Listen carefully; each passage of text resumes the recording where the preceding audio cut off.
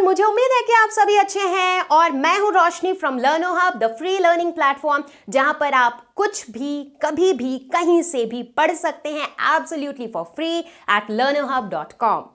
तो आज हम पढ़ने वाले हैं क्लास 10th मैथ्स का arithmetic progression which is also popularly known as AP. Yes, इसके अंदर हम कवर करेंगे कि अरिथमेटिक प्रोग्रेशन होता क्या है, इसके बेसिक कॉन्सेप्ट को समझेंगे, nth टर्म ऑफ एपी के बारे में डिस्कस करेंगे और ढेर सारे क्वेश्चन सॉल्व करेंगे। तो मैं पहले ही बता दूं कि यहाँ पर इस वीडियो में थ्योरी करेंगे, कॉन्सेप्ट करेंगे और जो क्वेश्चन सॉल्व करेंगे वो मैं पिक करूंगी आपके एनसीईआरटी बुक के अनसॉल्व्ड एक्सरसाइज से। तो अगर आप इस पूरे वीडियो को देखेंगे लास्ट तक तो लगभग आप समझ लो कि एनसीईआरटी का जो अनसॉल्व्ड एक्सरसाइज है वो मोटा मोटी आपका इस वीडियो में ही कवर हो जाएगा। तो जो बचे हुए क्वेश्चंस होंगे वो आप जब प्रैक्टिस करने के लिए बैठोगे you will be able to solve them all. Okay, so are we ready? Let's get started.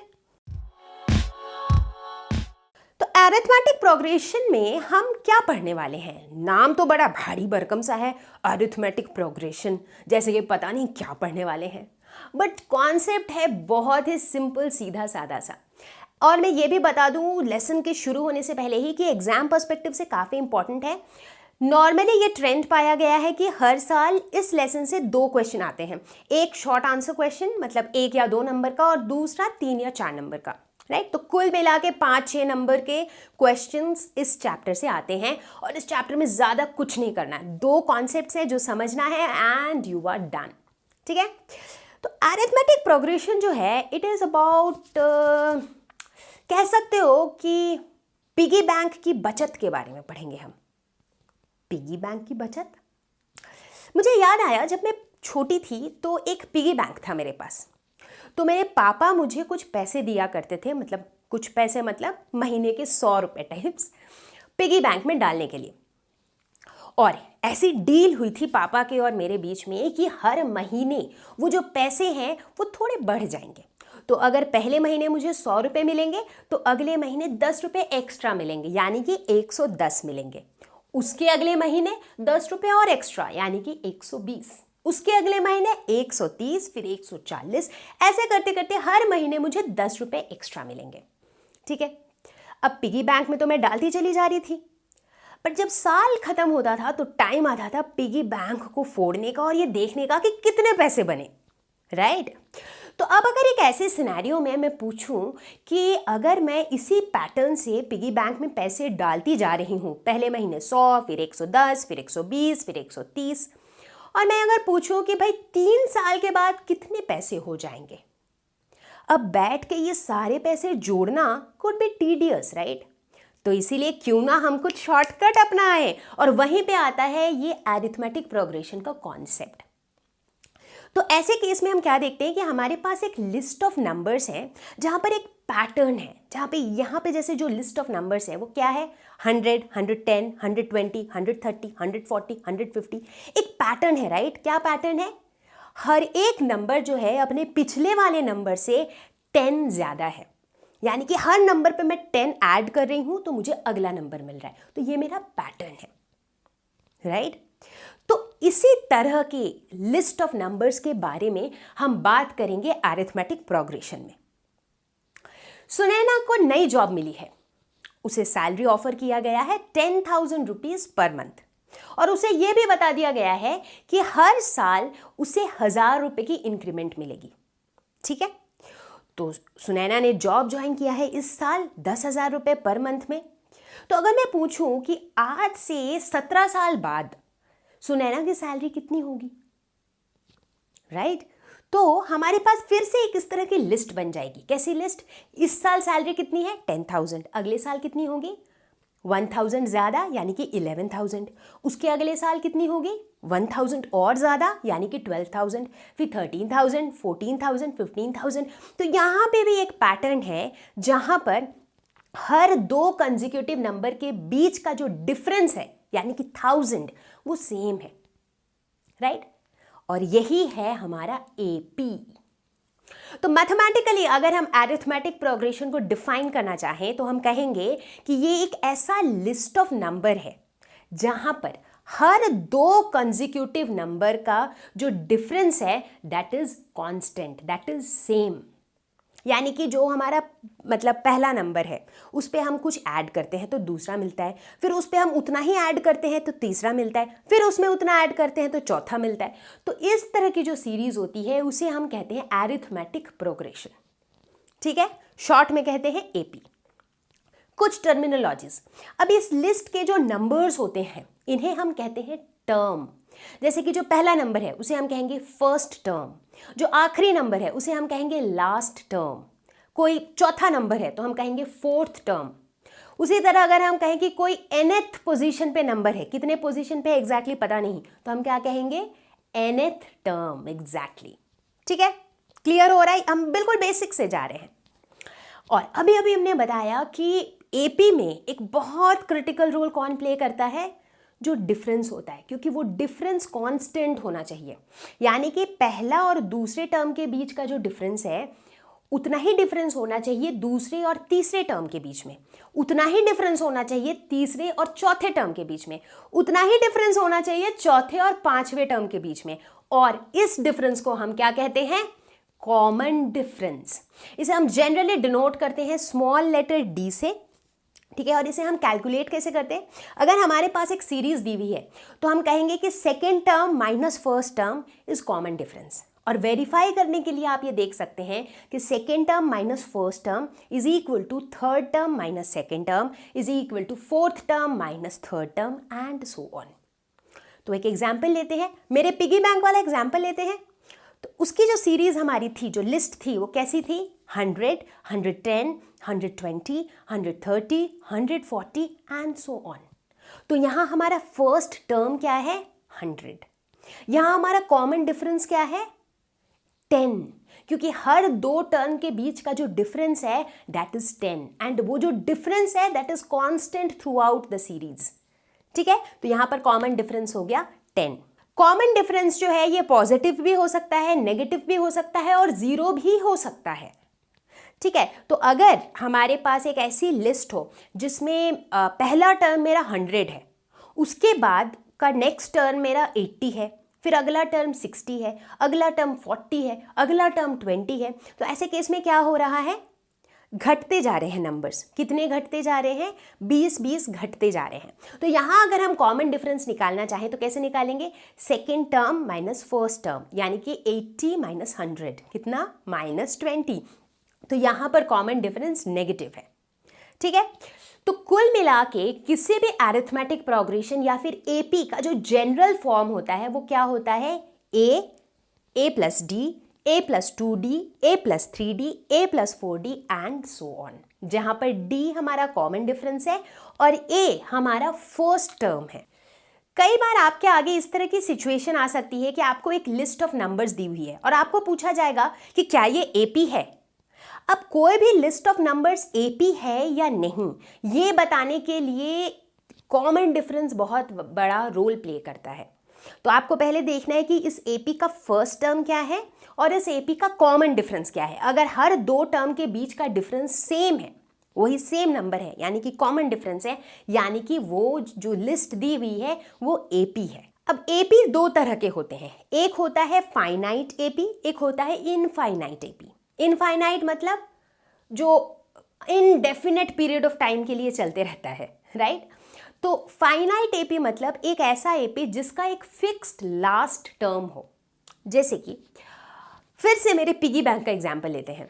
जैसे मैंने पिगी बैंक में पैसे डालना शुरू किया साल के शुरू में, जनवरी महीने से, और मैंने कहा कि ये जो पिगी बैंक में पैसे डलेंगे सिर्फ एक साल के लिए डलेंगे। ठीक है, तो यानी कि जो मेरी लिस्ट ऑफ नंबर्स होगी वो कैसी होगी, 100, 110, 120, 130 कि कहाँ तक होगी, ऐसे सिर्फ 12 नंबर्स होंगे, क्योंकि एक साल तक ही चलना है और हर महीने का एक नंबर, यानी कि हर महीने कितने पैसे डाले वही रहेगा। तो इस वाले जो लिस्ट होगी, इस लिस्ट में हमारे सिर्फ 12 टर्म्स होंगे, तो एक फिक्स्ड लास्ट टर्म होगा। तो इसे हम क्या कहेंगे, इसे हम कहेंगे फाइनाइट एपी।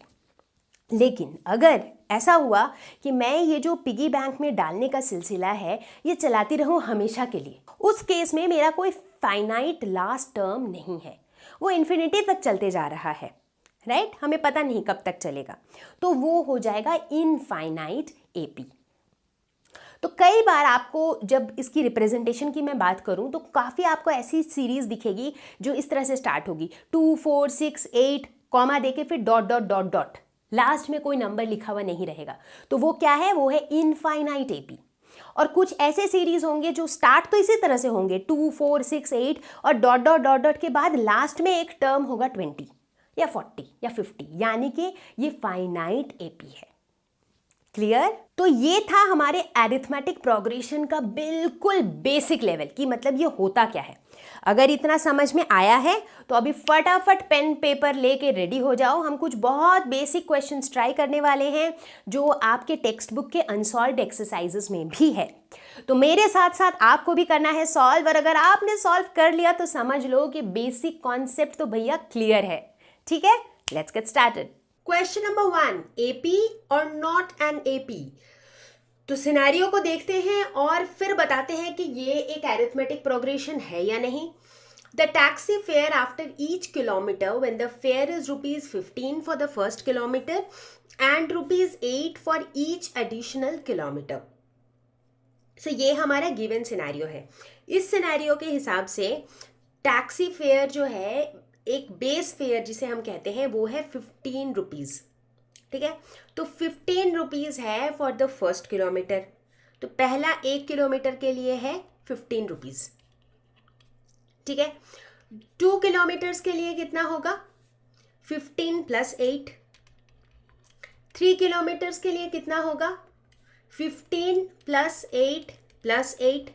4 किलोमीटर्स के लिए कितना होगा, 15 + 8 + 8 + 8। Correct.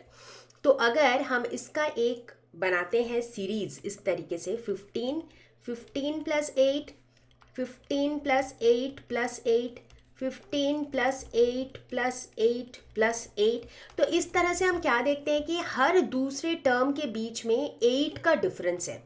That means the difference between any two successive or consecutive terms is 8. That means इनका एक common difference है, right? हर दोनों टर्म के बीच में 8 का गैप है, तो इसीलिए ये एक arithmetic progression है। Question number 2. The cost of digging a well after every meter of digging when it costs ₹150 for the first meter and rises by ₹50 for each subsequent meter. काफ़ी सिमिलर टाइप का question है। सो यहाँ पर कहा जा रहा है कि 1 मीटर डिग करने के लिए जो कॉस्ट है दैट इज़ 150, मतलब जो पहला 1 मीटर है उसके लिए 150 है। उसके बाद हर 1 मीटर के लिए, जैसे अब 2 मीटर अगर डिग किया तो कितना कॉस्ट लगेगा, 150 + 50। उसके बाद अगर 3 मीटर डिग किया तो कितना लगेगा, 150 + 50 + 50। ठीक है, तो इसकी अगर हम सीरीज बनाते हैं तो हम क्या देखेंगे कि हर 2 टर्म के बीच में the difference is 50। That means it has a common difference and therefore ये भी एक एपी है। Question number 3, right AP for given value of A and D. A represent करता है first term and D represent करता है common difference. So the first term is -2, that means this progression will start with -2। Common difference is 0, यानी कि 2 consecutive term के बीच में जो डिफरेंस है दैट इज 0। तो यानी कि ये सीरीज कुछ ऐसा होगा, -2 -2 -2 एंड सो ऑन। बट इसे भी हम एपी ही कहेंगे, राइट, क्योंकि जो कॉमन डिफरेंस है वो 0 है। हर 2 टर्म के बीच में common difference is 0। So according to the definition of AP ये एक एपी है। Next one, A is -1 and D is half. तो यानी कि पहला टर्म शुरुआत होगी -1 से, कॉमन डिफरेंस है 1/2।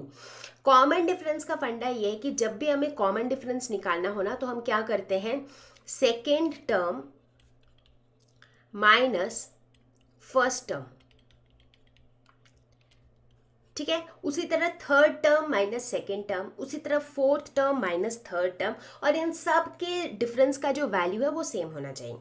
तो यहाँ पर कॉमन डिफरेंस इज 1/2, यानी कि second term minus first term is 1/2। तो हमारा सेकेंड टर्म क्या हो जाएगा, फर्स्ट टर्म +1/2 तो हम क्या करेंगे, -1 के साथ +1/2 जोड़ देंगे तो कितना मिलेगा, -1/2। अब -1/2 के साथ +1/2 जोड़ देंगे तो कितना मिलेगा, 0। 0 के साथ +1/2 जोड़ देंगे कितना मिलेगा, 1/2। 1/2 के साथ 1/2 जोड़ देंगे तो कितना मिलेगा, 1। तो इस तरीके से चलता रहेगा हमारा ये एपी। ठीक है, तो समझ आ गया कॉन्सेप्ट। बहुत बार क्या होता है ना कि डी की वैल्यू दी होती है और बच्चों को समझ नहीं आता है कि पहले टर्म में डी को जोड़ें कि सब्ट्रैक्ट करें। तो बहुत सिंपल सा कॉन्सेप्ट है। कॉमन डिफरेंस का मतलब है difference of the two terms, और वो डिफरेंस हम कैसे निकालते हैं, second term minus first term, या फिर third term minus second term, fourth term minus third term, and ये सारे डिफरेंस सेम होते हैं, तभी हम उसे कॉमन डिफरेंस कहते हैं। ठीक है, क्लियर है यहाँ तक? Okay great. Question number 4, right first term and common difference. अब यहाँ पर एक एपी दिया हुआ है, हमें बताना है कि इसका फर्स्ट टर्म क्या है और इसका कॉमन डिफरेंस क्या है। तो ये ना बहुत ही टुच्चे वाले क्वेश्चन है बेसिकली, बट हम इजी से ही स्टार्ट करते हैं ताकि जो डिफिकल्ट क्वेश्चन है वो अच्छे से समझ आए। तो यहाँ पर हम देखते हैं पहला टर्म क्या है मेरा, 3, तो पहला टर्म तो 3 हो गया। और कॉमन डिफरेंस हम कैसे निकालते हैं, second term minus first term, तो ये हो गया -2। ठीक है, जस्ट टू वेरीफाई आप ये करके देख सकते हैं कि third term minus second term क्या आएगा, -1 यानी कि -2 which is equal to this common difference. वो जस्ट वेरिफिकेशन के लिए आप ये चीज देख सकते हो कि हर दो टर्म के बीच का कॉमन डिफरेंस सेम है। दूसरा है 0.6, 1.7, 2.8, 3.9। चाहे डेसिमल्स में हो नंबर्स, चाहे फ्रैक्शंस में हो, that doesn't make any difference. You will treat it just like any other AP. ठीक है, तो एरिथमेटिक प्रोग्रेशन होने के लिए डेसिमल्स या फ्रैक्शंस या स्क्वायर रूट उन्हें कॉम्प्लिकेट नहीं करते हैं। We will do it the way we do it. ठीक है, तो यहाँ पर पहला टर्म क्या है, 0.6, तो ए हो जाएगा 0.6। कॉमन डिफरेंस की बात करें तो second term minus first term, तो 1.7 माइनस 0.6 हो जाएगा 1.1। और जस्ट फॉर योर सेक अगर आप चाहो तो 2.8 माइनस 1.7 करके देखो, वो भी आएगा 1.1। 3.9 माइनस 2.8 करके देखो, वो भी आएगा 1.1, which means that this is the common difference of this AP. Question number 5, right next 3 terms. तो इसके बाद के 3 टर्म्स हमें लिखने हैं। ठीक है, कैसे लिखेंगे, अगर हमें कॉमन डिफरेंस पता चल जाए तो हम आराम से लिख सकते हैं, फिर उस कॉमन डिफरेंस को ऐड करते चले जाएंगे हर टर्म के बाद, है ना, सिंपल है। तो अभी यानी कि हमारा टारगेट क्या है कि इसका कॉमन डिफरेंस निकालना। कॉमन डिफरेंस कैसे निकालते हैं, second term minus first term, तो 5/2 माइनस 2, ये हो जाएगा 2, 5 माइनस 4, दैट इज 1/2। तो कॉमन डिफरेंस हो गया 1/2। अब हम आगे के टर्म्स कैसे निकालेंगे, 7/2 के साथ हम 1/2 जोड़ देंगे तो क्या हो जाएगा 8/2 यानी कि 4। 4 के साथ 1/2 जोड़ देंगे तो क्या हो जाएगा 4 प्लस 1/2 यानी कि 9/2। 9/2 के साथ 1/2 जोड़ देंगे तो हो जाएगा 10/2 यानी कि 5। तो इस तरह से हमने नेक्स्ट 3 टर्म्स निकाल लिए। ठीक है, तो कॉमन डिफरेंस निकल गया, तो अब आप कोई भी टर्म्स निकाल सकते हो।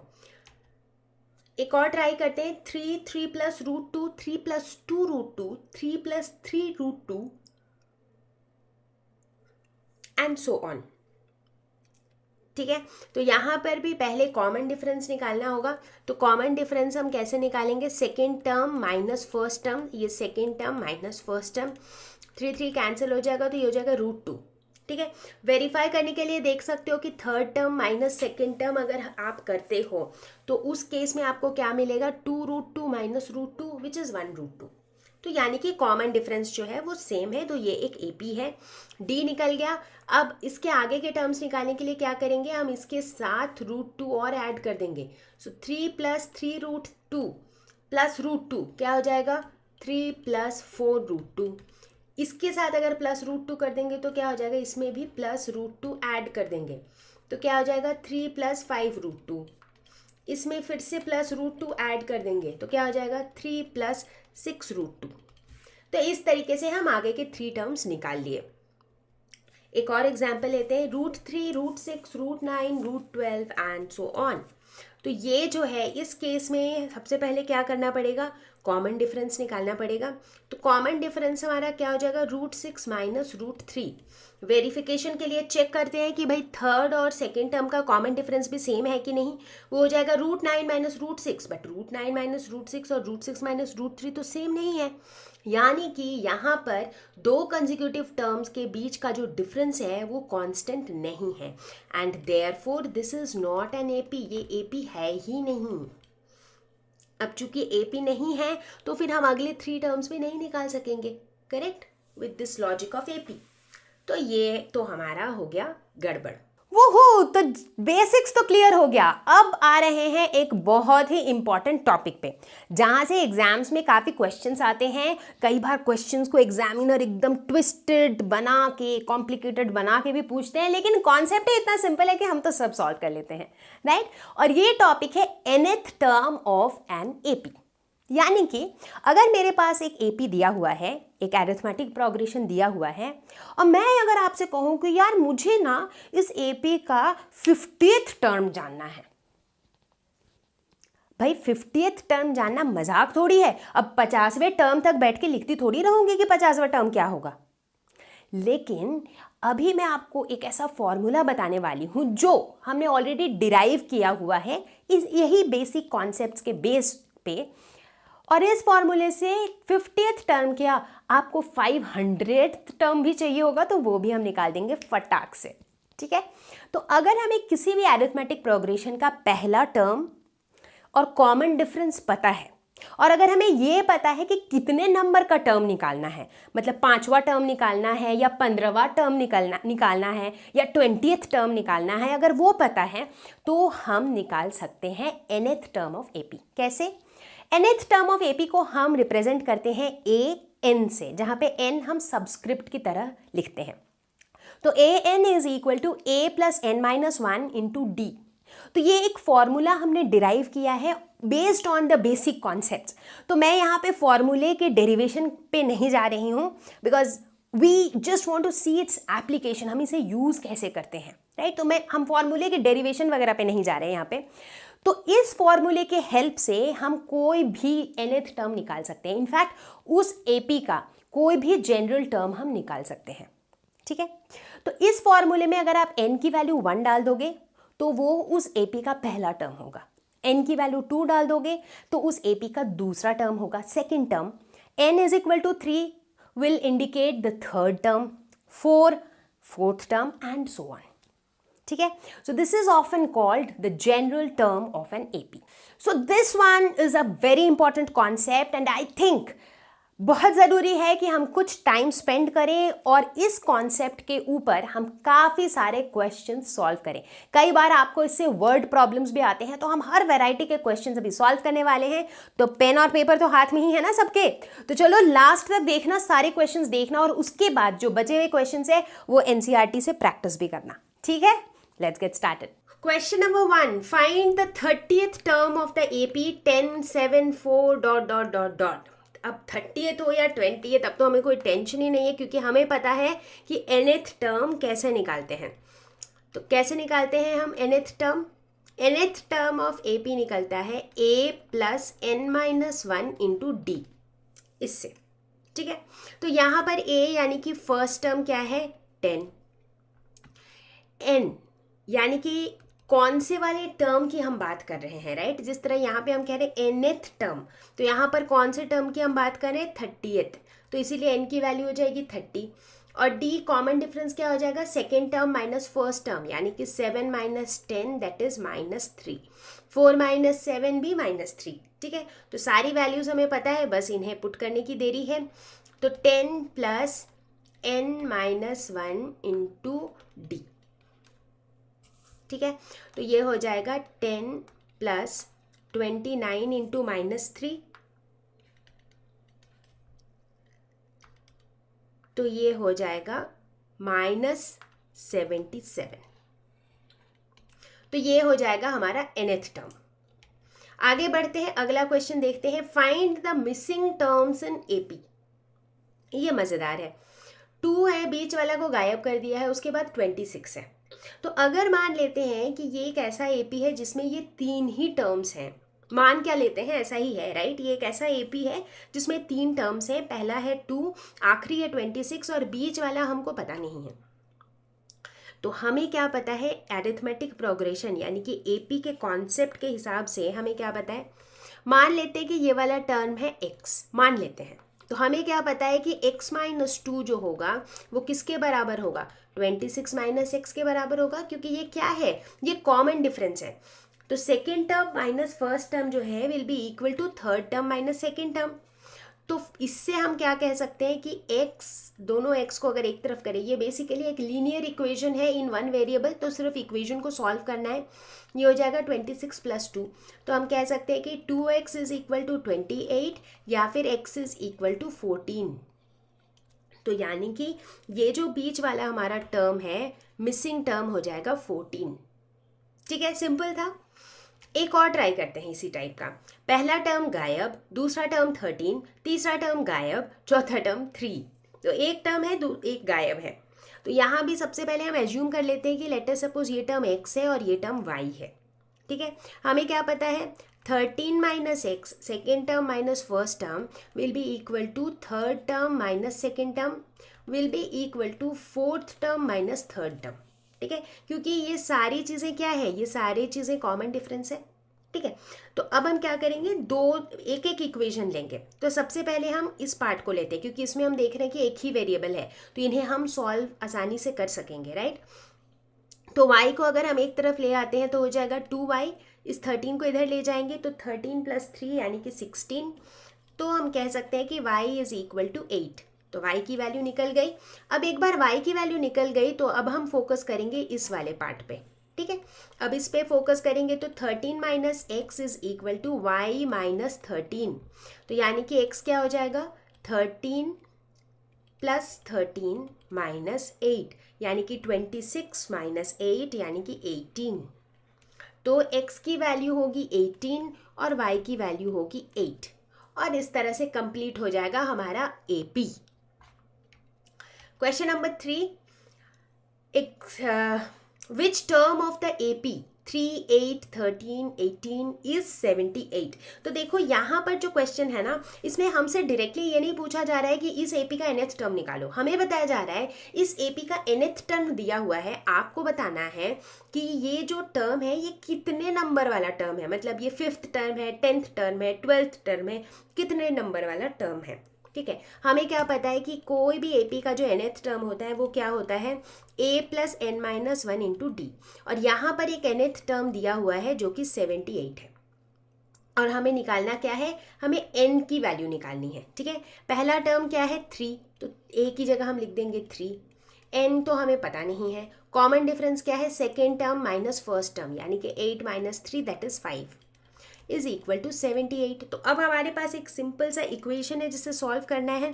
ये हो जाएगा 3 plus 5n minus 5 is equal to 78।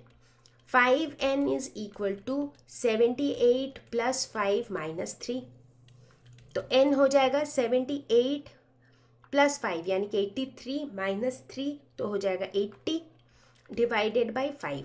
5 1 जो 5, 5 6 30, तो n की वैल्यू हो जाएगी 16। तो हम कहेंगे कि 78 जो टर्म है ये कितने नंबर वाला टर्म है, ये 16th टर्म है इस AP का।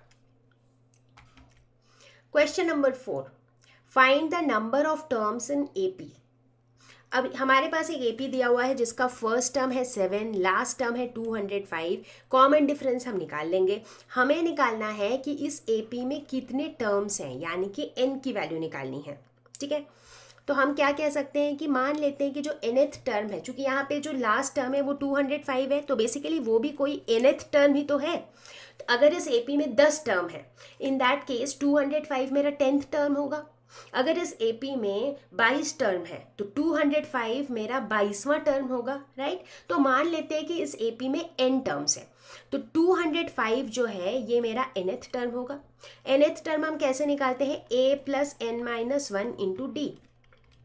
ठीक है, a की वैल्यू क्या है 7 पहला टर्म, n तो हमें निकालना है, और d की वैल्यू क्या है second term minus first term, तो d हो जाएगा 6।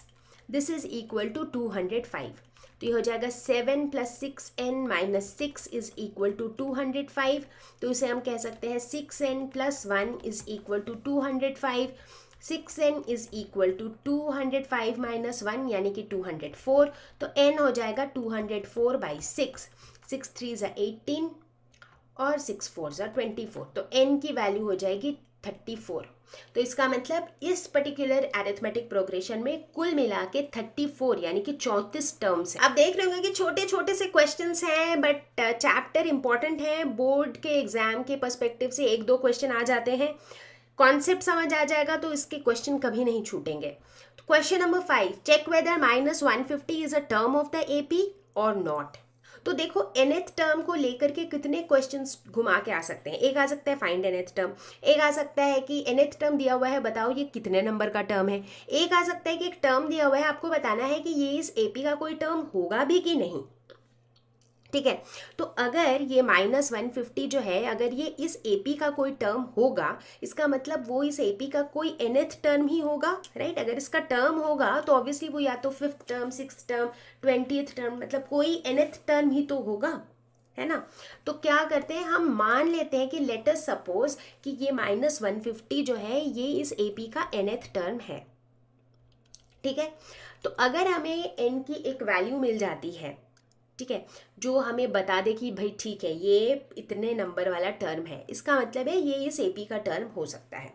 ठीक है, बट अगर हमें n की कुछ उल्टी पुल्टी वैल्यू मिल जाती है जिससे ये पता लगता है कि भाई ये जो है ना कोई भी एक nth टर्म नहीं हो सकता है, दैट मीन्स कि -150 इस एपी का टर्म नहीं हो सकता है।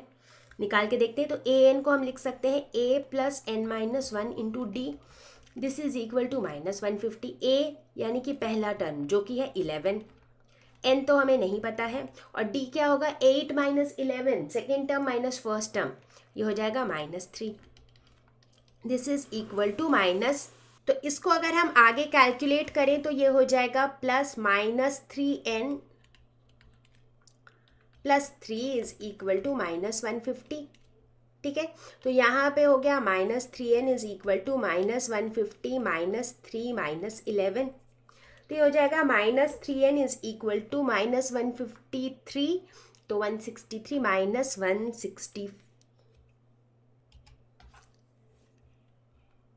-164, तो n की वैल्यू हो जाएगी 164 / 3। ठीक है, अब 164 / 3 तो आ गया है, बट ये एक फ्रैक्शन ही है, क्योंकि ये जो है 164 जो है वो 3 से डिविजिबल नहीं है। तो बेसिकली n की वैल्यू जो है, अगर इसे एक nth टर्म होना है तो n की वैल्यू जो है ये एक होल नंबर होना चाहिए, राइट। या तो ये 5th term, 6th term, 20th term, 21st term तो हो सकता है, बट 2.5th टर्म थोड़ी ना हो सकता है, राइट। तो चूंकि ये जो है ये फ्रैक्शन है, therefore value of n is equal to 164/3 is not possible in this case. ऐसे तो n की वैल्यू कुछ भी आ जाए, बट 164/3th टर्म थोड़ी ना कुछ होगा, right. So therefore -150 is not a term of the AP. ठीक है, लॉजिक समझ आ गया सबको। चलो आगे एक और क्वेश्चन देखते हैं। Question number 6, find the 31st term of an AP whose 11th term is 38 and 16th term is 73। ठीक है, तो इस एपी का जो 11th टर्म है इसको हम कैसे निकालेंगे। a11 हो जाएगा a + n - 1 यानी कि 11 - 1 × d is equal to, question में दिया हुआ है 38, यानी कि हम कह सकते हैं a + 10d is equal to 38। ये हमारा पहला इक्वेशन हो गया। जो 16th टर्म है यानी कि a + 16 - 1 × d, इसकी वैल्यू दी हुई है 73, यानी कि a + 15d is equal to 73। ये हमारा इक्वेशन 2 है। हमें क्या करना है, हमें निकालना है 31st टर्म। अब 31st टर्म निकालने के लिए हमें 2 चीज़ें चाहिए, a की वैल्यू और d की वैल्यू, पहला टर्म और कॉमन डिफरेंस, ये 2 चीज़ें हमें चाहिए। तो हम क्या करेंगे, यहाँ पर हमारे पास 2 इक्वेशंस हैं, 1 और 2, और 2 वेरिएबल्स हैं। तो हम क्या करते हैं, दोनों इक्वेशन को सब्ट्रैक्ट कर देते हैं, 1 - 2 कर देते हैं। यानी कि a plus 10d is equal to 38, a plus 15d is equal to 73। अब अगर इसे सब्ट्रैक्ट करेंगे तो इसके साइंस रिवर्स हो जाएंगे, ये कैंसिल हो जाएगा, ये हो जाएगा -5d और ये हो जाएगा 35। ठीक है, तो d की वैल्यू हो जाएगी 35/5 यानी कि 7। तो कॉमन डिफरेंस हमें मिल गया 7। अब d की वैल्यू 7 अगर पुट करते हैं किसी भी एक इक्वेशन में, लेट्स से इक्वेशन 1 पे अगर हम पुट करें तो a की वैल्यू क्या होगी 38 माइनस 10d, यानी कि 38 माइनस 10 इंटू 7 70, तो ये हो जाएगा -32।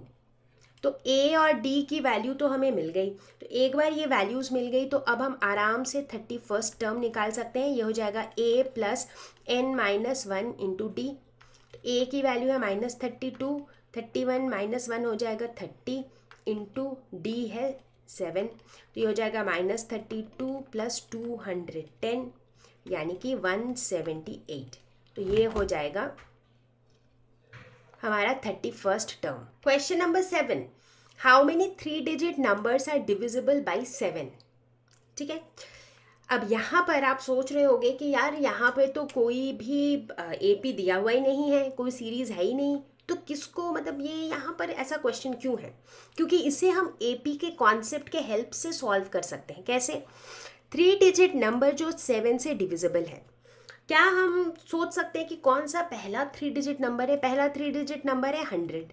अब हम देखते हैं कौन सा पहला 3-digit नंबर है जो 7 से डिविजिबल है। 100 7 से डिविजिबल है? नहीं है। 101 नहीं है। 102 नहीं है। 103 नहीं है। 104 नहीं है। 105 जो है ये 7 से डिविजिबल है।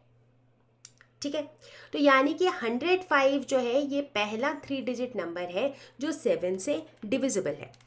अब पहला नंबर जो है वो 105 मिल गया। दूसरा नंबर क्या होगा जो 7 से डिविजिबल होगा? 105 के साथ अगर हम 7 ऐड कर देंगे तो वो दूसरा नंबर आ जाएगा, वो हो जाएगा 112। इसके साथ अगर हम 7 ऐड कर देंगे तो तीसरा नंबर आ जाएगा जो 7 से डिविजिबल होगा। ठीक है, कैसे, ऐसा कैसे हो रहा है? याद करो 7 का जो हमने बचपन में जो टेबल पढ़ा था, पहाड़ा, याद किया ही होगा।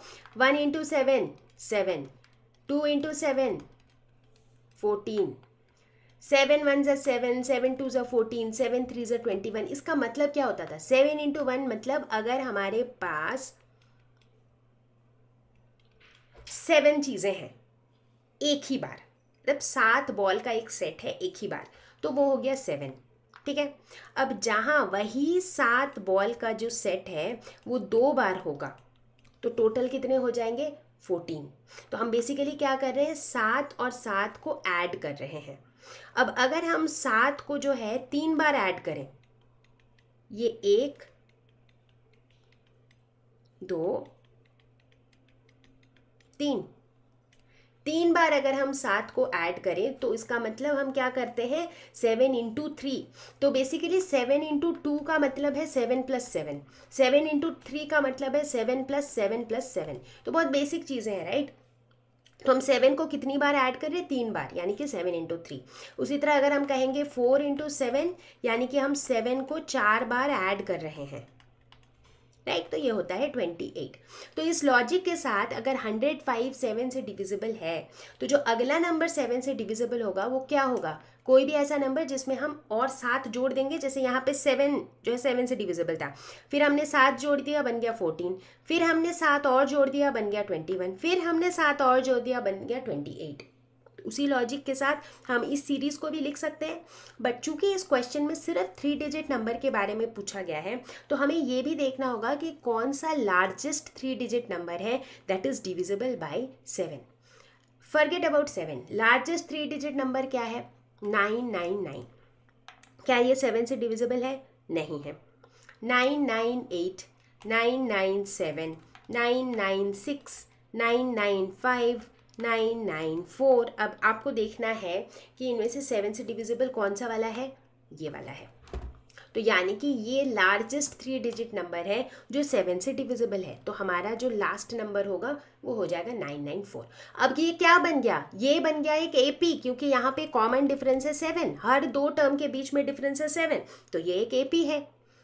अब क्वेश्चन पूछ रहा है कि how many 3 digit numbers are divisible by 7, यानी कि इस तरह के कितने नंबर्स होंगे इस एपी में।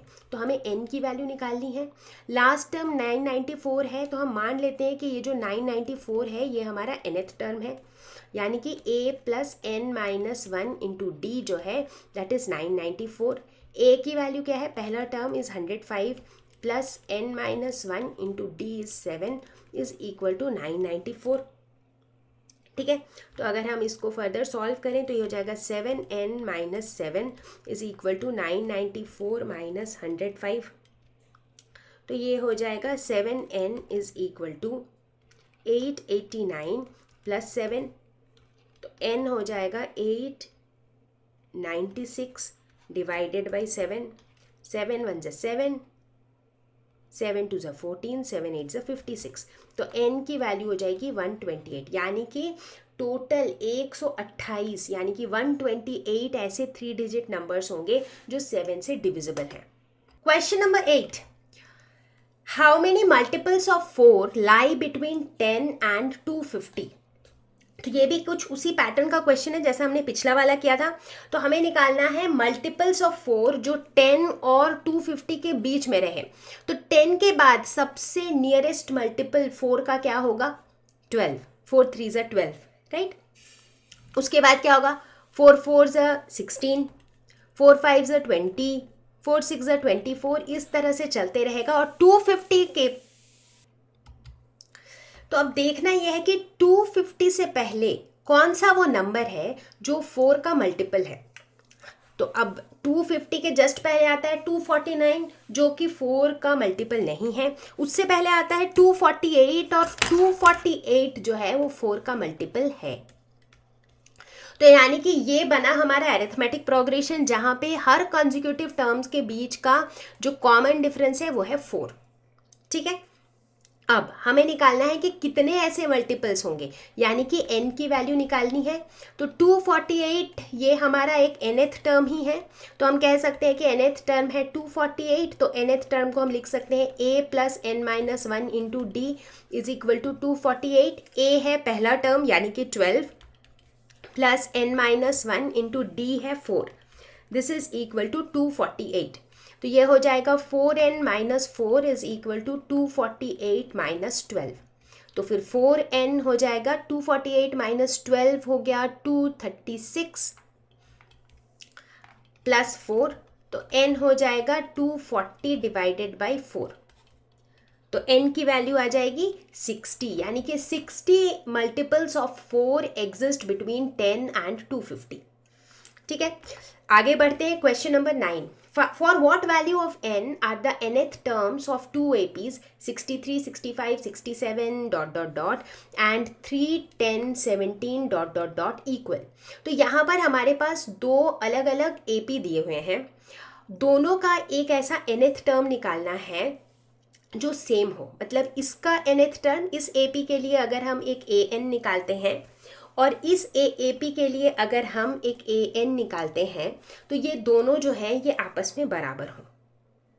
तो ये हम करना चाह रहे हैं बेसिकली। ठीक है, तो पहले वाले AP के लिए जो nth टर्म होगा वो क्या हो जाएगा, a plus n minus 1 into D. a यहाँ पे है 63 plus n minus 1 into D क्या हो जाएगा, second term minus first term, तो 65 माइनस 63, तो ये हो जाएगा 2। दिस इज इक्वल टू, यहाँ पर a क्या है, पहला term 3 plus n minus 1 into D, second term minus first term हो जाएगा 7। ठीक है, तो अब n की वैल्यू निकालनी है, ये हो जाएगा 2n माइनस 2, ये हो जाएगा 3 प्लस 7n माइनस 7। तो n वाले टर्म्स को लेफ्ट हैंड साइड में ले लेते हैं और बाकी सारे कॉन्स्टेंट्स को राइट हैंड साइड में। तो ये हो जाएगा 3 माइनस 7 प्लस 2 माइनस 63, तो ये हो जाएगा minus 5n is equal to minus 70 plus 5। तो n is equal to minus 65 by minus 5, तो n की वैल्यू हो जाएगी 13। तो यानी कि 13th टर्म जो है वो दोनों एपी का बराबर होगा। Question number 10, find the 20th term from the last term of the AP 3, 8, 13 up to 253। इस क्वेश्चन में हल्का सा एक ट्विस्ट है कि हमें 20th टर्म निकालना है फ्रॉम द लास्ट। ये बहुत ज़रूरी है यहाँ पे कि हमें यहाँ पीछे से 20th टर्म निकालना है। अब जो फॉर्मूला हम यूज़ करते चले आ रहे हैं वो तो हम आगे से यूज़ करते हैं, तो आगे से जो 20th टर्म है वो पीछे से 20th टर्म होगा ऐसा तो ज़रूरी नहीं है, राइट। तो पीछे से निकालने के लिए हमें क्या करना पड़ेगा कि इस पूरे सीरीज़ को उलट के लिखना पड़ेगा।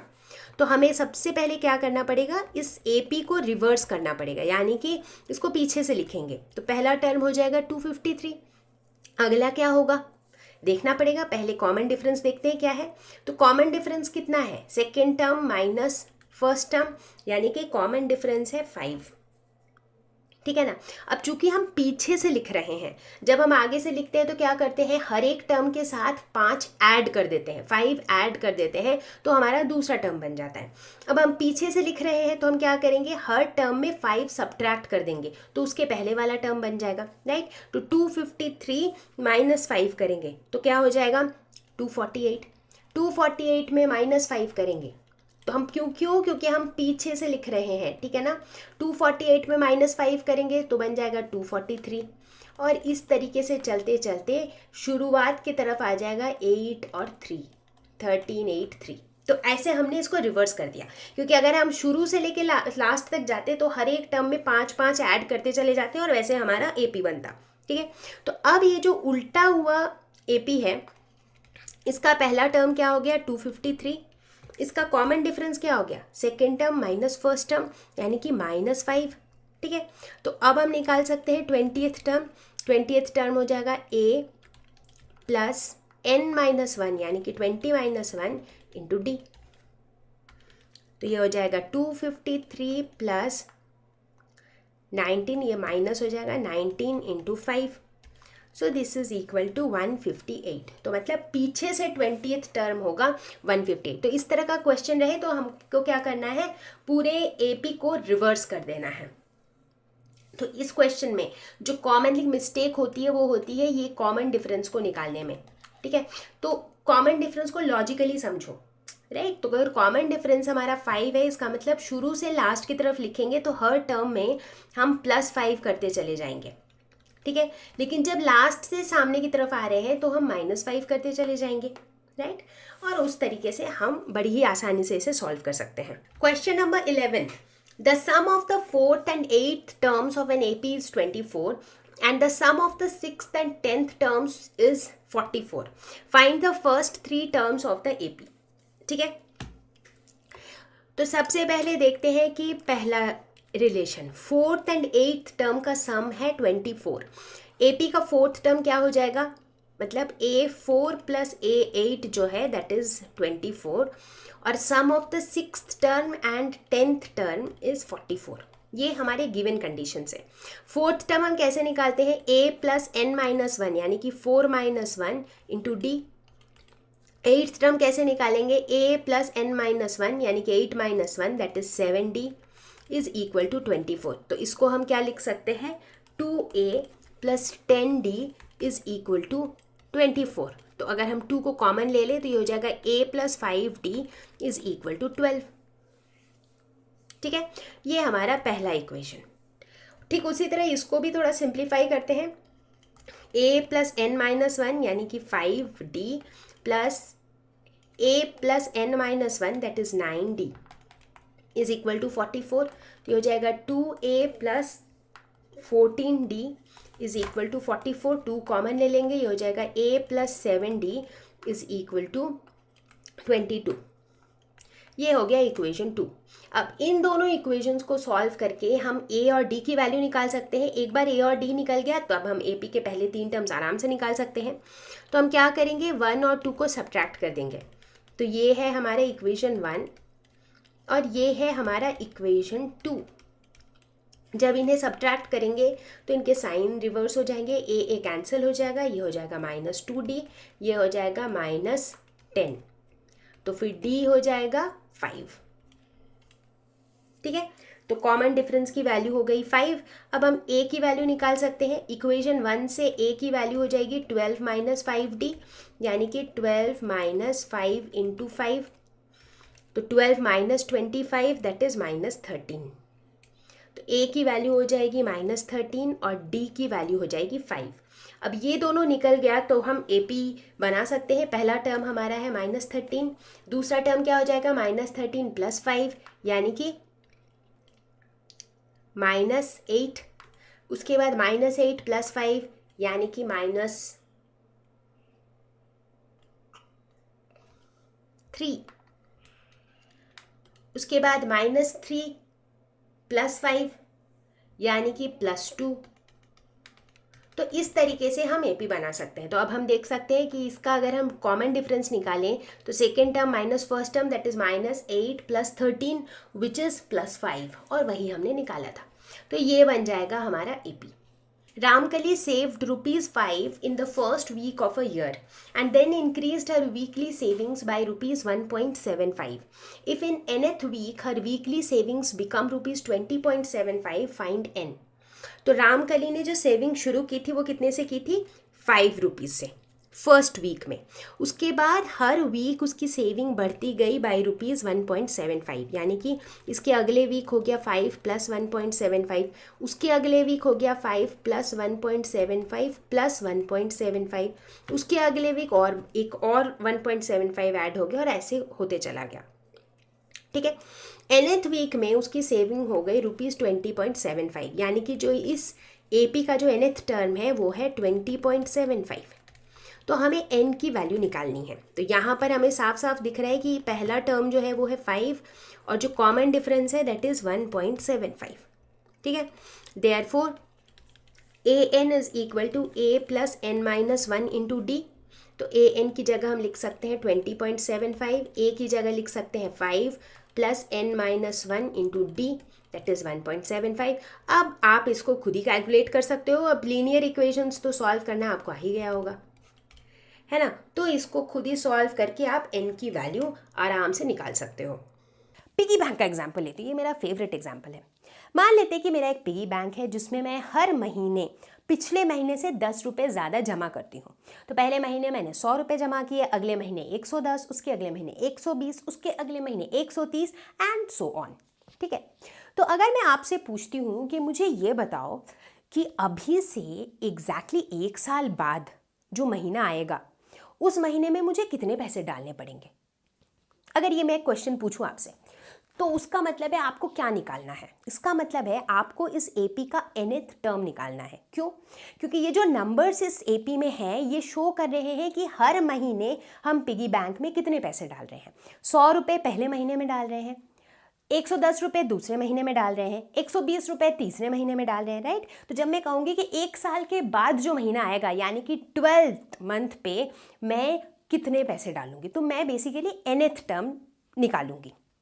लेकिन अगर मैं आपसे पूछूं कि पूरे 12 महीने में मैंने टोटल कितने पैसे डाले हैं पिगी बैंक में, इसका मतलब है आपको क्या करना है? इसका मतलब है आपको ये सारे पैसे जोड़ने हैं स्टार्टिंग से, यानी कि 100 प्लस 110 प्लस 120 प्लस 130 प्लस 140 सबको जोड़ना है।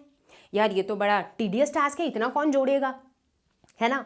तो इसीलिए हमने एक फॉर्मूला दे दिया जिससे हम sum of n terms of an AP निकाल सकते हैं, और वो फॉर्मूला कुछ इस तरह से है।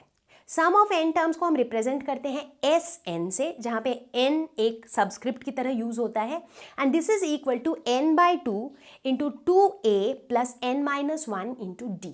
तो यहाँ भी हम देखते हैं कि अगर हमें फर्स्ट टर्म, कॉमन डिफरेंस और n की वैल्यू पता हो, यानी कि कितने टर्म्स का सम निकालना है, ये 3 चीज़ें अगर हमें पता हो तो हम आराम से सम ऑफ n टर्म्स निकाल सकते हैं। अब यहाँ पे एक और ऑल्टरनेटिव फॉर्मूला भी है हमारे पास। अब ये जो सारे फॉर्मूले हैं ये सारे बेसिक्स पे बेस्ड ही डिराइव हुए हैं। इनफैक्ट इस वाले फॉर्मूले से ही दूसरा वाला फॉर्मूला डिराइव हुआ है। कभी कभी ऐसी सिचुएशन होती है जिसमें हमें उस AP का पहला टर्म पता है और आखिरी टर्म पता है। अगर वो एक फाइनाइट AP है, हमें पहला टर्म पता है, आखिरी टर्म पता है, और हमें सम ऑफ n टर्म्स निकालना है। ठीक है, तो उस केस में हम क्या करेंगे?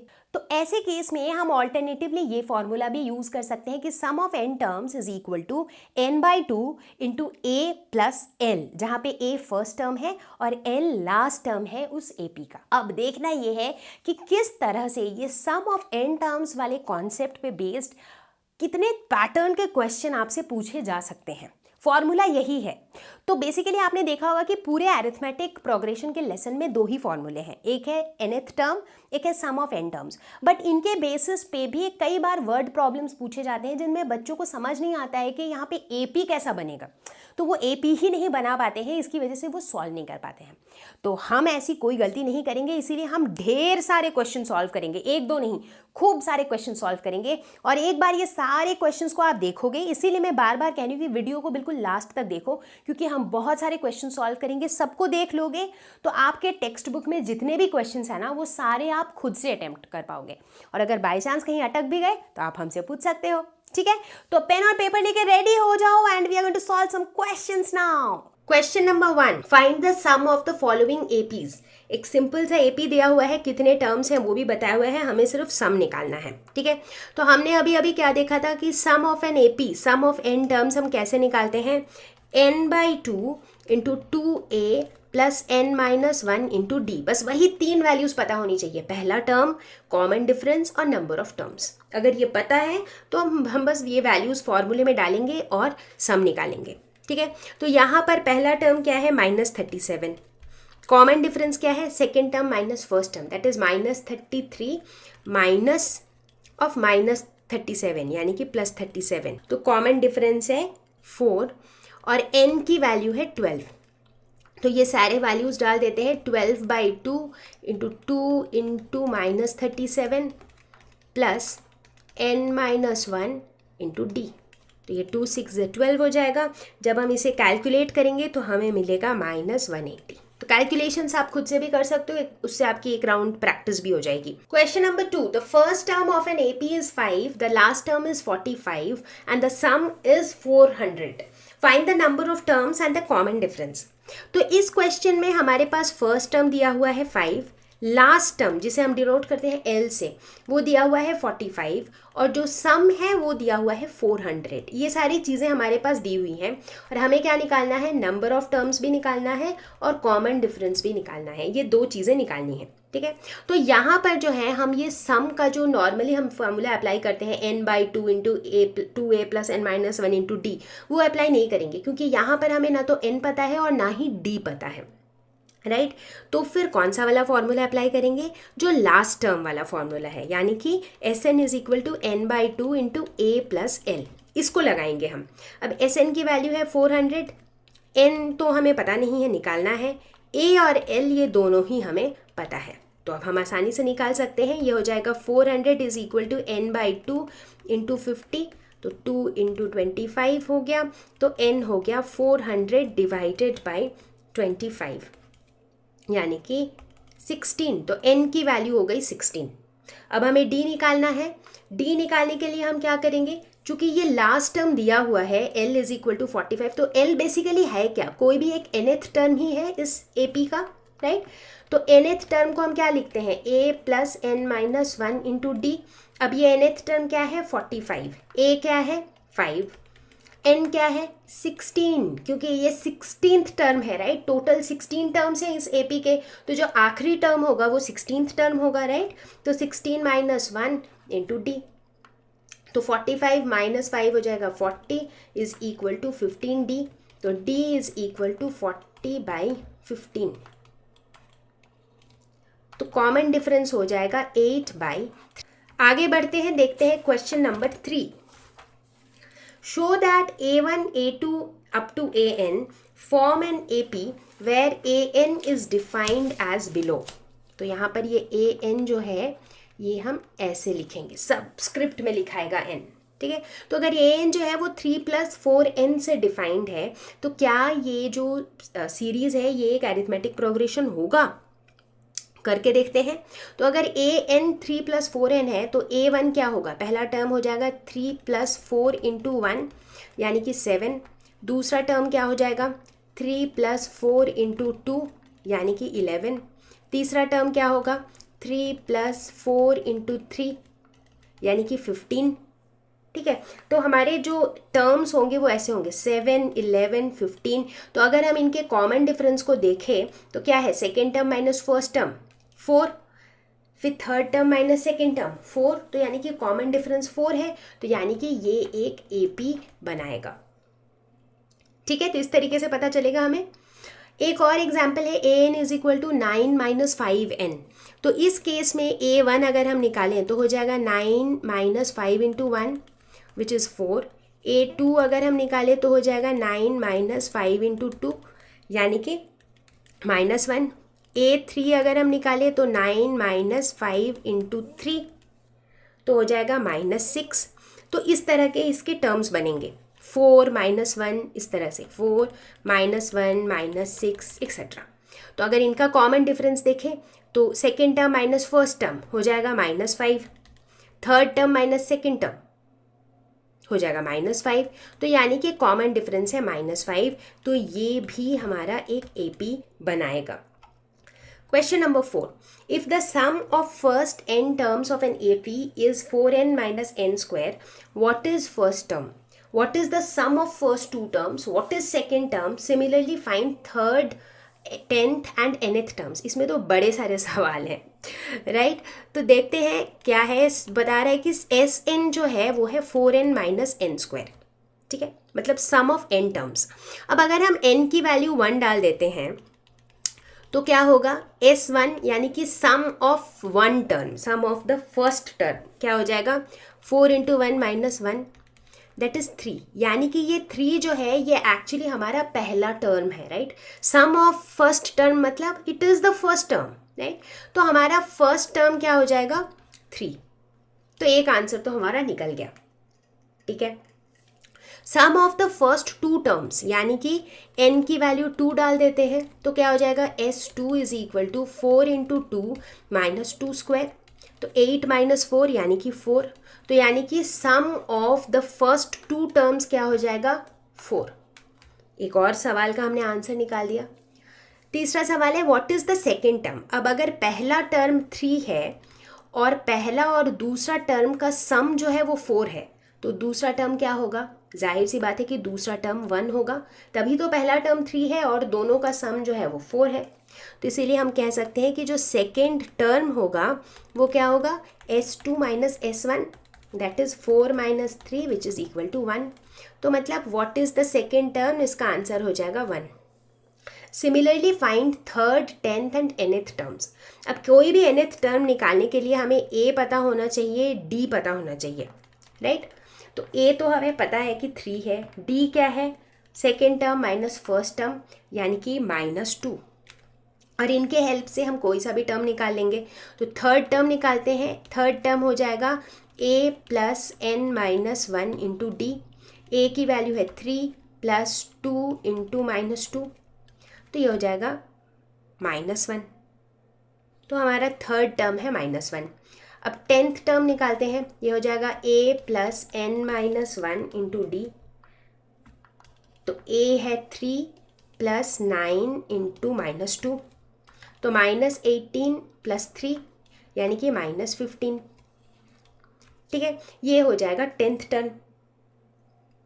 ठीक उसी तरीके से अगर nth टर्म निकालना हो तो हो जाएगा A plus n minus 1 into D यानी कि 3 प्लस n माइनस 1 इंटू -2। ठीक है, तो इस तरीके से हमने सारे सवालों के जवाब दे दिए और सारे एक एक लाइन के जवाब थे। आगे बढ़ते हैं, question number 5। Find the sum of the first 40 positive integers divisible by 6। ठीक है, तो कैसे निकालेंगे कौन से इंटीजर्स डिविजिबल बाई 6 है। 6 का पहाड़ा याद करो, 6 का टेबल, 6 1 6, 6 2 12, 6 3 18, 6 4 24, और ऐसे करते करते ये सारे जो हैं ये सारे क्या हैं, डिविजिबल बाई 6 है, करेक्ट। और हमें कहाँ तक चाहिए, हमें अप टू 40 पॉजिटिव इंटीजर्स। ठीक है, मतलब ऐसे हमें 40 टर्म्स चाहिए, 40 नंबर तक नहीं चाहिए, 40 ऐसे टर्म्स चाहिए। जैसे 1 2 3 4 टर्म्स मैंने लिखे हैं, ऐसे हमें 40 टर्म्स चाहिए और इनका हमको निकालना है सम। ठीक है, पहला टर्म क्या है 6, कॉमन डिफरेंस क्या है 6, ठीक है, तो हम Sn निकालने की कोशिश करते हैं। n/2 into 2a plus n-1 into d। n क्या हो जाएगा 40/2 into 2 into a that is 12 plus n-1 into d। तो ये हो जाएगा 20 इंटू 12 प्लस 39 इंटू 6।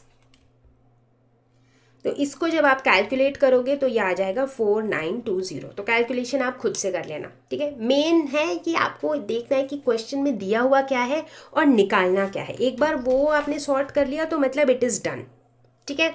चलो आगे बढ़ते हैं। Question number 6। A sum of rupees 700 is to be used to give 7 cash prizes to students of a school for their overall academic performance. If each prize is rupees 20 less than its preceding prize, find the value of each of the prizes. ठीक है, total मेरे पास है 700 रुपये, जिससे हमें 7 prize देने हैं, ठीक है। और किस तरह से प्राइस को डिस्ट्रीब्यूट करना है ताकि हर एक प्राइस जो है उसके पिछले वाले प्राइस से 20 रुपये कम हो, ठीक है ना। तो मान लेते हैं अगर पहला प्राइज़ ए है तो अगला प्राइज़ हो जाएगा a-20, उसका अगला प्राइज़ हो जाएगा a-20 यानी कि 40, उसका अगला हो जाएगा a-20 यानी कि a-60, मतलब a-40 पे भी -20, ठीक है। तो इस तरीके से हमें टोटल 7 प्राइजेस देने हैं, मतलब टोटल 7 ऐसे टर्म होने चाहिए। यहाँ पर मैंने 4 टर्म्स लिखे हैं, ऐसे टोटल 7 टर्म्स होने चाहिए। और इन सब का सम कितना है दिया हुआ है रुपीज़ 700। ये सारे प्राइजेस को मिला के जो पैसे हैं इनका सम क्या है 700 है। टोटल ऐसे कितने टर्म्स है 7, मतलब n की वैल्यू 7 है, ठीक है। अब हमें ये a की वैल्यू निकालनी है। a निकल जाएगा तो ये सारे के सारे प्राइजेस की वैल्यू निकल जाएगी। अब हमें क्या पता है Sn is equal to n/2 into 2a plus n-1 into d। तो वैल्यूज पुट करते हैं। 700 is equal to 7/2 into 2a plus 7-1 यानी कि 6 इंटू d। d क्या है, डिफरेंस कितना है, second term minus first term अगर हम करें तो मेरा डिफरेंस कितना आ रहा है -20, राइट। कॉमन डिफरेंस क्या होता है, second term minus first term, तो d आ गया मेरा -20, राइट। तो यहाँ पर -20 डाल देते हैं। तो अब देखते हैं यहाँ पे क्या होगा, ये इधर आ जाएगा तो उधर रह जाएगा 2a minus 120 is equal to 2 into 700/7। तो 7 इंटू 100 इज 700। तो 2a क्या हो जाएगा 200 प्लस 120, तो a हो जाएगा 320 डिवाइडेड बाई 2 यानी कि 160। तो a की वैल्यू हो गई 160। अब चूंकि a 160 हो गया तो a माइनस 20 क्या हो जाएगा 140, a-40 क्या हो जाएगा, इसमें भी 20 और घटा देंगे 120, ये हो जाएगा 100, ये हो जाएगा 80, ये हो जाएगा 60, ये हो जाएगा 40। तो 1 2 3 4 5 6 7 ये हो जाएंगे हमारे value of all the 7 prizes. Question number 7। A spiral is made up of successive semicircles with centers alternately at A and B, starting with center at A. तो यहाँ पर अगर हम देखें तो इस तरह के स्पाइरल्स बने हुए। बेसिकली इस डिज़ाइन को ऐसे ऑब्जर्व करो, एक यहाँ सेमी सर्कल है, उसके बाद एक थोड़ा बड़ा सेमी सर्कल है, उसके बाद फिर थोड़ा और बड़ा एक सेमी सर्कल है, उसके बाद और बड़ा सेमी सर्कल है। तो इस तरह से इसका पैटर्न बन रहा है, ठीक है। और एक के बाद ऐसे एक सेमी सर्कल्स आते जा रहे हैं। कितने सेमी सर्कल्स आ रहे हैं ऐसे, टोटल 13 ऐसे सेमी सर्कल्स आ रहे हैं, ठीक है। और इनकी जो रेडियाई है हम देख रहे हैं कि धीरे धीरे बढ़ते जा रहा है। तो रेडियस बढ़ कैसे रहा है, पहले 0.5 था, फिर 1 हो गया, फिर 1.5 हो गया, फिर 2 हो गया। तो यहाँ पर हम नोटिस करते हैं एक पैटर्न 0.5 1 1.5 2, मतलब 0.5 से जो है ये बढ़ रहा है, राइट। हमें क्या निकालना है, find the total length of such a spiral. Total length कितना हो जाएगा, अगर हम सिर्फ पहले सेमी सर्कल की बात करें तो इसका टोटल लेंथ कितना होगा, इस सेमी सर्कल का पेरीमीटर, ठीक है। हमें क्या पता है एक सर्कल का पेरीमीटर कितना होता है, सरकमफेरेंस जिसे हम कहते हैं 2πr। तो अगर हम सेमी सर्कल की बात करें तो वो सर्कल का आधा हो जाएगा यानी कि πr हो जाएगा, ठीक है। तो अगर हम इस स्पाइरल की टोटल लेंथ की बात करें तो वो टोटल लेंथ कितना हो जाएगा, पाई of r1 plus r2 plus r3 plus r4, right, ऐसे ही हो जाएगा। अब R1 R2 की वैल्यूज़ क्या है, 0.5 plus 1 plus 1.5 plus 2 plus 2.5 dot dot dot dot. ठीक है, अब सिर्फ ब्रैकेट के अंदर वाले पे अगर हम फोकस करें तो ये एक AP है, राइट, जिसका पहला टर्म है 0.5, जिसका कॉमन डिफरेंस भी है 0.5, ठीक है, और जिसके नंबर ऑफ टर्म्स कितने हैं 13, क्योंकि ऐसे 13 सेमी सर्कल्स हैं।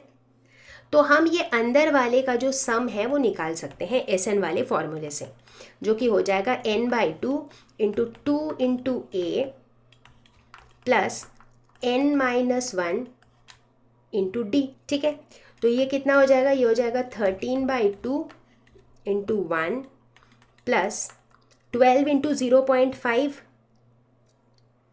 हो जाएगा 6, तो ये हो जाएगा 13 इंटू 7/2, ये इसका सम निकल जाएगा। तो अब अगर हम बात करें टोटल लेंथ की, तो टोटल लेंथ कितना हो जाएगा, टोटल लेंथ हो जाएगा पाई इंटू इस ये वाला सम, तो पाई इंटू 13 इंटू 7/2, पाई क्या होता है 22/7 इंटू 13 इंटू 7/2, तो 7 7 कैंसिल हो गया, 2 11 ज़ा 22, तो 11 इंटू 13 कितना हो जाएगा 143 सेंटीमीटर। तो ये हो जाएगा total length of the spiral. ठीक है, ज़्यादा घुमा फिरा क्वेश्चन था नहीं, सिंपल ही था, जस्ट दैट आपको थोड़ा समझना पड़ेगा कि यहाँ पर AP क्यों अप्लाई हो रहा है, AP का कॉन्सेप्ट अप्लाई क्यों हो रहा है, क्योंकि ये जो पैटर्न है ना ये हमें क्लियरली बता रहा है कि ये एक ऐसा पैटर्न फॉलो कर रहा है जहाँ पे एक कॉमन डिफरेंस है, तो इसीलिए वर्थ इट है कि हम AP के कॉन्सेप्ट का यूज़ करें। ठीक है, तो आपने देखा होगा कि किस तरह से nth टर्म और सम ऑफ n टर्म्स के हेल्प से हम कॉम्प्लिकेटेड प्रॉब्लम्स को भी बड़ी आसानी से सॉल्व कर पाते हैं। तो इस तरह से हमने खत्म किया this lesson on AP, that is arithmetic progression. और जैसा कि मैंने बताया था ये लेसन बहुत ही सिंपल था, सिर्फ 2 कॉन्सेप्ट्स थे और हमने खूब सारे क्वेश्चन सॉल्व किए, और इसके बाद आई एम प्रिटी श्योर कि आप अपने टेक्स्ट बुक के सारे क्वेश्चंस खुद से अटेम्प्ट कर पाओगे। ठीक है, कोई भी डाउट हो, कुछ भी क्वेश्चन हो तो आप हमसे पूछ सकते हो। हमारी वेबसाइट है learnerhub.com, वहाँ पर आस्क क्वेश्चंस का एक कॉलम है, आप फ्री ऑफ कॉस्ट कुछ भी क्वेश्चन उस पर डाल सकते हो and we will ensure that we answer them. ठीक है, और मैं आपको जल्दी ही मिलूंगी एक नए वीडियो के साथ, एक नए टॉपिक के साथ। अगर आपको वीडियो पसंद आया है तो आप अपना फीडबैक कमेंट्स में लिख के हमें बताएं, वीडियो को शेयर करें ऑन फेसबुक और व्हाट्सएप, और मैं आपको जल्दी ही मिलूंगी। Till then take care, bye bye.